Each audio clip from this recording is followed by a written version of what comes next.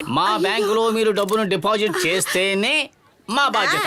ఎక్కడ డిపాజిట్ చేయనిచ్చావు? ఆ పిల్లని పిలిచి అరగంట సేపు చొంగ కారుస్తూ మాట్లాడుతూ నుంచున్నావు. తన్ని సరిగ్గా పని చేసుకొని ఇస్తే డిపాజిట్ చేసి మేము ఎప్పుడో ఇలా చూడమ్మా, పోయిండేవాళ్ళం. అది నా పర్సనల్ మ్యాటర్. నేను ఎవరితోనైనా ఎంతసేపు అయినా సొల్లు కాచుకుంటాను. అది మీరు అనకూడదు అంతే. నేను కదా నీతో మాట్లాడుతున్నాను. తనతో కాసేపు ఇటు మాట్లాడకుండా చెప్తున్నావా? ఉండు. నువ్వు నేను సరిగ్గా చెప్పిన మాట పని విను, చేసుకొని నువ్వు ఇస్తే ఊరుకో. ఇలా జరుగుండేదా? ఇలా చూడండి సార్, నా మనవరాల ఆపరేషన్ కోసం తీసిపెట్టిన డబ్బు 6 లక్షలు. ఈ జన్మలో మేము సంపాదించలేదు సార్. ఎలాగైనా మా డబ్బు తిరిగి ఇచ్చేయండి సార్.